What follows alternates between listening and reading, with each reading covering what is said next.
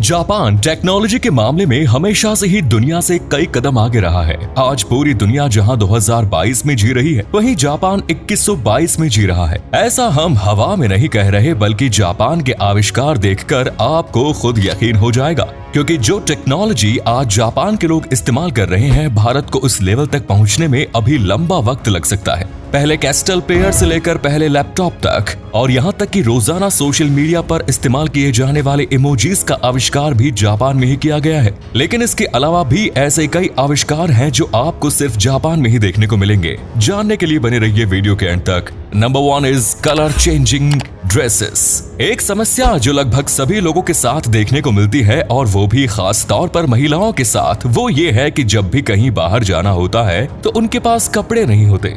Japan ने इस समस्या को सुलझा दिया है, क्योंकि इस देश में आपको ऐसी ड्रेसेस देखने को मिलेंगी जिसका कलर और डिजाइन आप अपनी मर्जी के मुताबिक सेट कर सकते हैं। यानी हर पार्टी के लिए नई ड्रेस लाने का झंझट खत्म हो जाएगा और आप एक नए लुक में पार्टी एंजॉय कर सकते हैं। Intelligent walking chair. जापान के लोगों को हर चीज व्यवस्थित पसंद आती है। अक्सर एम्प्लॉयज अपनी शिफ्ट पूरी होने के बाद ऑफिस में चेयर्स को इधर उधर अव्यवस्थित तरीके से छोड़ देते हैं। इसलिए जापान के वैज्ञानिकों ने ऐसी चेयर बनाई है जो अपने आप अपनी सही जगह पर जाकर पार्क हो जाती है। केवल आपको चेयर के सामने खड़े होकर ताली बजानी होती है और चेयर अपने डेस्क के पास पहुंच जाएगी। इन चेयर्स को वाईफाई की मदद से भी कंट्रोल किया जा सकता है और इनमें 360 डिग्री घूमने की क्षमता भी होती है। Next is design in paddy fields. अगर आप जापान के खेत देखेंगे तो वहाँ पर इस तरह के बेहद ही खूबसूरत और आकर्षक डिजाइन बने हुए नजर आएंगे। इन डिजाइन को देखने के लिए हर साल बड़ी संख्या में सैलानी जापान आते हैं। असल में इन डिजाइन वाले खेतों में चावल की खेती की जाती है। चावल के खेतों को भी टूरिस्ट डेस्टिनेशन के रूप में डेवलप करने जैसी चीज केवल जापान में ही देखने को मिल सकती है।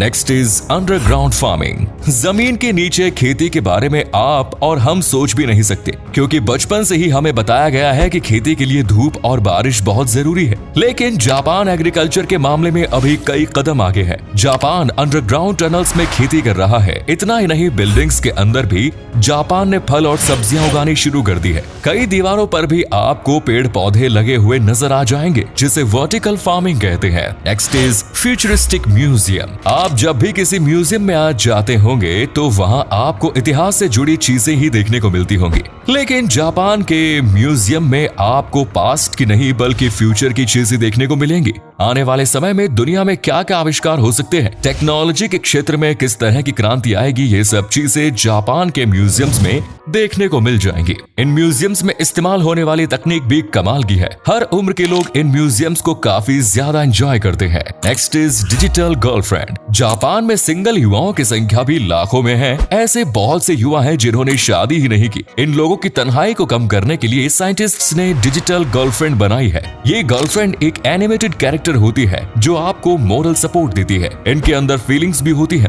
आपसे एक रियल गर्लफ्रेंड की तरह ये बात करती है। युवा इन डिजिटल गर्लफ्रेंड्स के साथ डेट पर भी जाते हैं। सिर्फ एक चीज को छोड़कर बाकी हर तरह से डिजिटल जीएफ एक रियल गर्लफ्रेंड की तरह एक्ट करती है। Next is tie umbrella. Japan के लोग हर वक्त अपने साथ छाता रखते हैं। हर जगह आपको छाता के स्टैंड्स भी बने हुए नजर आ जाएंगे। लेकिन कई बार लोग छाता ले जाना भूल जाते हैं या फिर उन्हें पकड़ने के झंझट से छुटकारा पाना चाहते हैं। ऐसे लोगों के लिए वैज्ञानिकों ने टाई वाले छाते का आविष्कार किया है। इन छातों को आप एक टाई की तरह कैरी कर सकते हैं और जरूरत पड़ने पर आप इनका छाता बनाकर धूप और बारिश से बच सकते हैं। Next is transparent TV. Sci-fi फिल्मों में दिखाया जाता है कि किस तरह ट्रांसपेरेंट टीवी और मॉनिटर का इस्तेमाल करके सब कुछ कंट्रोल किया जा रहा होता है। एक बड़ा कंट्रोल रूम होता है जिसमें चारों ओर ट्रांसपेरेंट स्क्रीन लगी होती है। इस तरह के स्क्रीन्स और मॉनिटर जापान के वैज्ञानिकों ने सच में बना लिए हैं। हवा में ही कंप्यूटर का इस्तेमाल किया जा सकता है, जिसमें किसी भी प्रकार का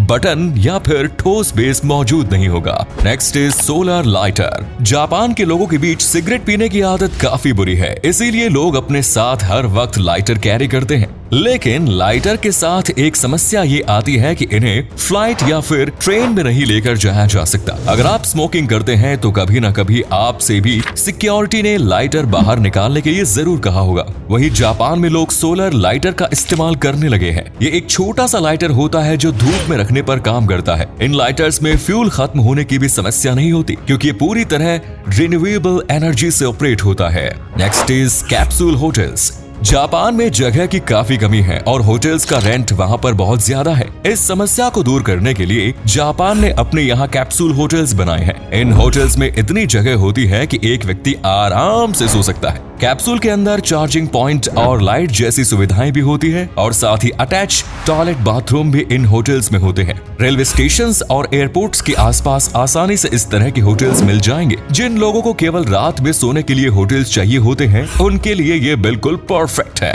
टॉयलेट इन एलिवेटर्स। जापान के गगनचुंबी इमारतें बनी हुई हैं और उन सभी इमारतों में लिफ्ट भी लगी हुई होगी।